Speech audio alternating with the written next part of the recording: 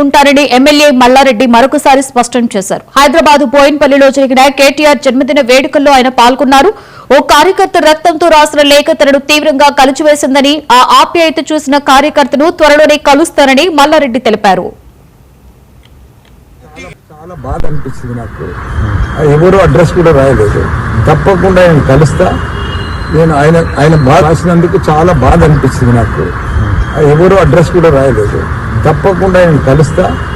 నేను ఆయన బాధ అంతా నేను పార్టీకి వెళ్ళి మారుతున్నాను బాధ. అది రాసిండు, నాకు కూడా బాధ అనిపించింది. చాలా ఇబ్బందికరం ఉంది. అడ్రస్ తెస్తే తప్పకుండా ఇంటికి పోతుంటే తప్పకుండా ఆయన ఎట్లయినా అడ్రస్ తెచ్చుకొని పోతా. నాకు కూడా బాధ. నేను ఎక్కడ పార్టీలో పోతాను, ఏ పార్టీలో మారుతున్నాను. నాకు రాసినందుకు చాలా బాధ అనిపించింది నాకు. ఎవరు అడ్రస్ కూడా రాయలేదు. తప్పకుండా ఆయన కలుస్తా. నేను ఆయన బాధ అంతా నేను పార్టీకి వెళ్ళి మారుతున్నాను బాధ. అది రాసిండు, నాకు కూడా బాధ అనిపించింది. చాలా ఇబ్బందికరం ఉంది. అడ్రస్ తెస్తే తప్పకుండా ఇంటికి పోతుంటే తప్పకుండా ఆయన ఎట్లయినా అడ్రస్ తెచ్చుకొని పోతా. నాకు కూడా బాధ. నేను ఎక్కడ పార్టీలో పోతాను, ఏ పార్టీలో మారుతున్నాను. నాకు రాసినందుకు చాలా బాధ అనిపించింది నాకు. ఎవరు అడ్రస్ కూడా రాయలేదు. తప్పకుండా ఆయన కలుస్తా. నేను ఆయన బాధ అంతా నేను పార్టీకి వెళ్ళి మారుతున్నాను బాధ. అది రాసిండు, నాకు కూడా బాధ అనిపించింది.